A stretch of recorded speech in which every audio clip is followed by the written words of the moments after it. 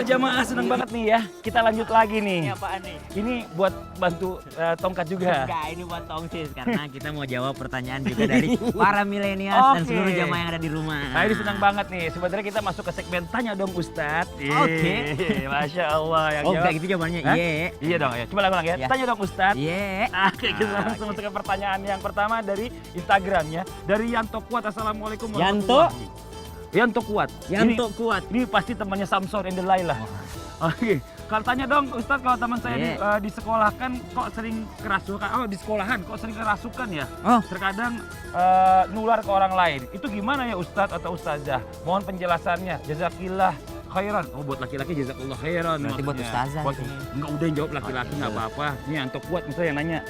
Oke, ini jawabannya kenapa di sekolah tuh banyak banget orang yang kesurupan bahkan nular. Bismillahirrahmanirrahim. Yang pertama buat Yanto, perlu diketahui bahwa ruangan yang kita tinggalkan itu maka ke sunnah Rasulullah ketika masuk ke dalam ruangan yang kosong maka langsung kita bersihkan.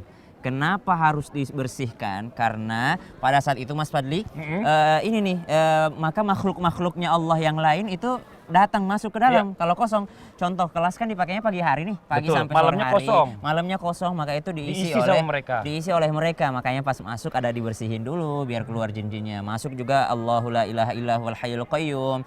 Nah, karena tempat-tempat yang kosong pasti diisi oleh makhluk-makhluknya Allah yang lainnya, seperti al-jin kan ada di dalam sana. Dan mereka juga merasa terganggu biasanya, makanya ada yang kerasukan. Yang kedua, dulu kiai kami Allahu yarham, pimpinan Pondok Pesantren An-Nahdhah mengajarkan kami bahwa kalau misalnya ada yang kesurupan, tanyain sarapan nggak sebelum ke sekolah tuh. Oh, harus tanya gitu juga? Iya, ditanyain Ada syarat. pengaruhnya? Ada ngaruh, kenapa? Karena dalam keadaan perut kosong biasanya lebih gampang dia karena ngaruh ke otaknya, ngaruh ke fisiknya, maka dia lemah kan.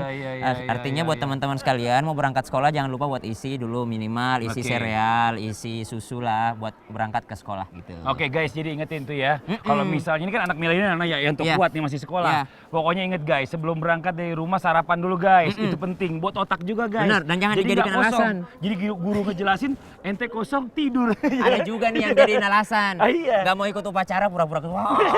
Dan udah janjian sama Itu temennya nggak bener. Janjian sama temennya tahu-tahu masuk UKS semuanya. Kita lanjut lagi ke pertanyaan berikutnya. Tanya dong Ustadz. Iya, asik. Iya. Oke, kalau tadi kan Yanto Kuat, sekarang ya you sibuk. Yuk sibuk.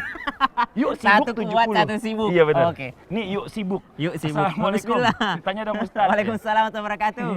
Hijrah yang sebenarnya itu seperti apa sih? Ada orang yang sudah berhijrah pakaiannya, tapi pakaiannya sudah dikatakan baik sesuai syar'i, tapi masih aja pecicilan di sosmed. Ya Allah, kayaknya temen gue nih. Itu hukumnya bagaimana ya Pak Ustadz?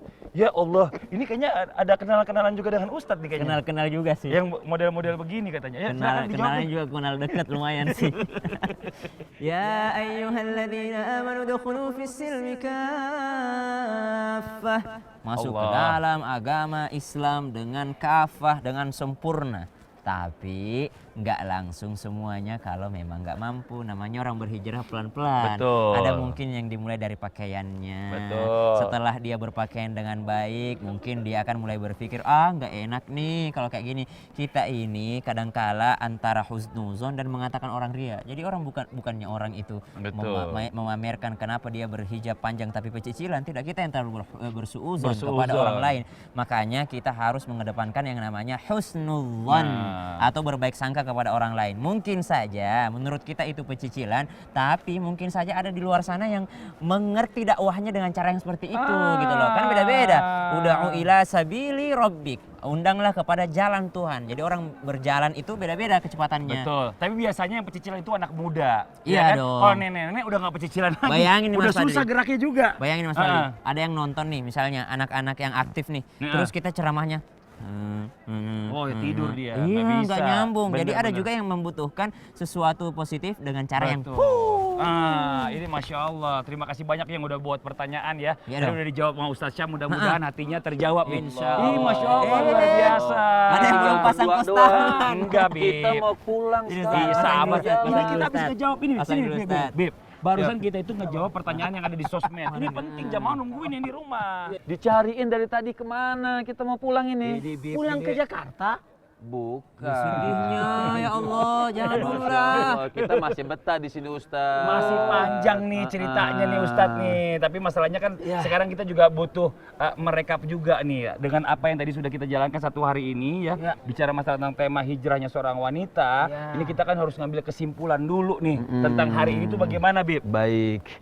Baik pemirsa yang insya Allah selalu mencintai Allah Subhanahu wa Ta'ala. Sedikit artinya dari perkumpulan kita insya Allah mudah-mudahan Allah Subhanahu wa Ta'ala memberikan kita ujian yang memang ujian ini yang sanggup kita menghadapi ujian tersebut. Dan kita berharap memang ujian tersebut Allah Subhanahu wa Ta'ala mencintai kita dan meridhoi kita. Amin, ya Allah. Jangan khawatir, semuanya siapapun yang pernah melakukan perbuatan dosa, karena kita bukan manusia yang sempurna, kita manusia yang banyak kekurangan, baik laki-laki atau perempuan. Tapi apa yang kita lakukan? Cepat-cepat kembali kepada Allah Subhanahu wa Ta'ala, cepat-cepat kembali ke jalannya baginda Nabi besar Muhammad sallallahu alaihi wasallam.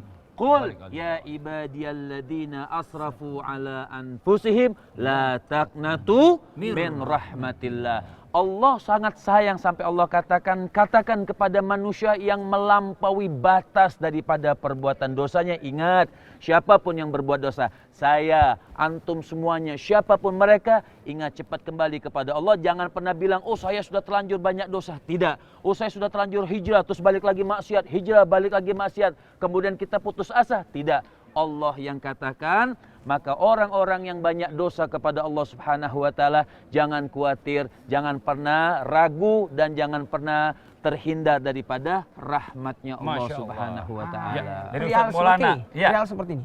Hijrahnya seorang wanita itu memiliki kekuatan tersendiri.